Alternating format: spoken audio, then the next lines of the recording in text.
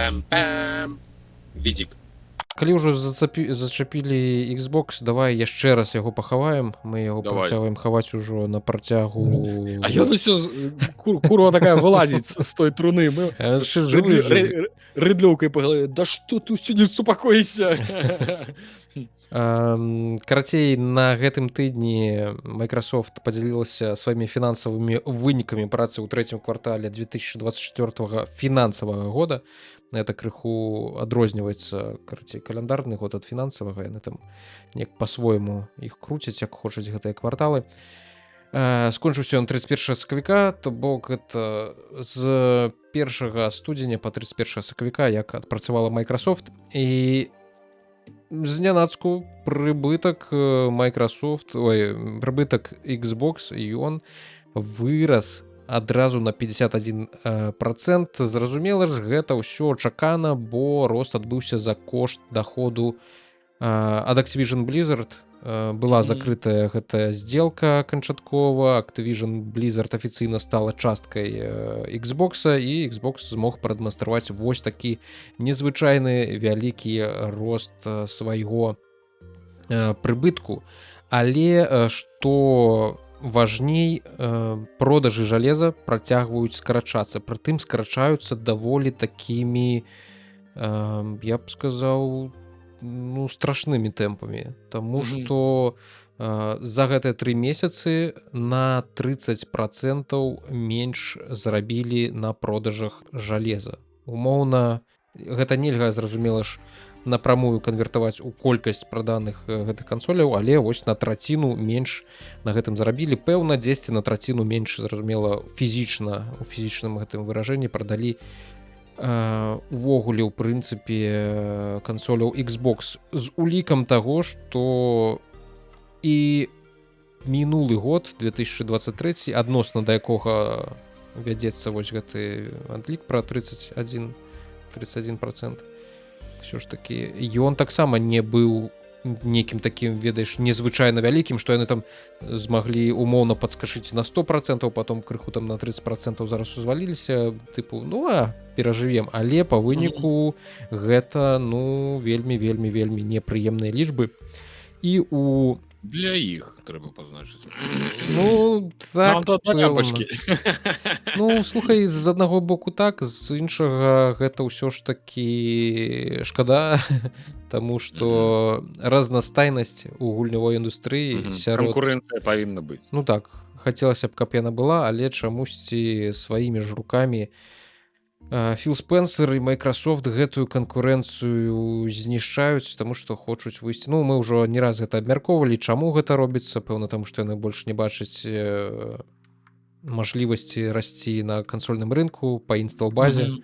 Таму яны зараз і свае эксклюзівы на іншыя платформы выпускаюць, і ўвогуле задумваюцца пра тое, каб зрабіць Xbox хутчэй софтварнай кансоллю, чым хардварнай. То бок, што гэта будзе нейкая праграма Xbox, дзе будуць усе іхныя гульні, і ты зможаш гуляць на любой прыладзе і ў воблаку, і карацей па-усялякаму, як захочаш. Але тут ёсць крыху іншы нюанс. Ён заключаецца ў тым, што не ўсіх выдаўцоў гульняў можа такая сітуацыя радаваць. І не так даўно, месяц прыкладна назад, дзесьці праходзіла гульнявая канферэнцыя GDC, Game Developers Conference, і у тым ліку там у кулуарах абмяркоўвалі стан здароўя Xbox, і ў тым ліку адтуль прыйшлі такія чуткі, што ў 2023 годзе, у мінулым годзе, хтосьці з крупных вялікіх выдаўцоў падымаў унутры сваёй кампаніі пытанне ўвогуле аб тым, ці трэба зараз выпускаць іх нейкую там вялікую гульню на Xbox. Ці будзе гэта мэтазгодна, ці не страцім... Ніякай павагі атрымліваецца ўжо людзей. Ніякай павагі. І вось гэту сітуацыю таксама абмяркоўвалі у падкасце Digital Foundry, гэта кантора, якая на Ютубе, хлопцы, якія здымаюць тэхнічныя відосы пра стан гульняў, пра ўвесь гэты рейтрейсінг, як новыя гульні, калі яны выходзяць, як яны працуюць, добра ці дрэнна. Я часта, калі я пра гульні гульнявых навінах, я на іх часта спасылаюся. Так, яны абмяркоўвалі гэтыя чуткі, і там адзін з удзельнікаў этого Digital Foundry гурта, ён сказаў, што ён меў размову з нейкім індзі-выдаўцом, які расказаў яму, што на Xbox'е яго гульня прадалася прыкладна там некалькі дзесяткаў копій, ён змог яе рэалізаваць на Xbox'е, і здаецца, гэта была не нейкая дрэнная гульня, але вось Дзясяткаў, так. Не тысяч, там нават не, гаворка не пра тысяч, не пра сотні, просто некалькі дозен гульняў. Так, і гэта падымае пытанні пра тое, наколькі табе, як гульнявому распрацоўшчыку, трэба ўкладваць нейкія свае сілы ў тое, каб зрабіць версію гульні для Xbox'a, калі па выніку ці Xbox'аў настолькі мала, ці проста ўсе ўжо сядзяць у геймпасе і ўсім падавай толькі вось эту выварку з гульнямі, з якой яны з вялікай радасцю будуць. Гэта я не пра цябе, калі што.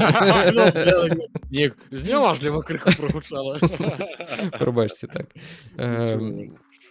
Вось. І тыпу эканоміка выпускаў гульняў на Xbox'е бліжэйшым часам, асабліва з такімі вось непрыемнымі фактамі, паніжэннем колькасці праданых кансоляў, яна вельмі моцна будзе змяняцца, і мы можам дажыць да такога моманту, калі нейкія індзі-гульні нават проста не будуць выходзіць на Xbox'е, а будуць даступныя ў іншых месцах, на ПК, на свічы, таму што там свіча 150 мільёнаў ці колькі там ужо праданых гэтых копій адзінак.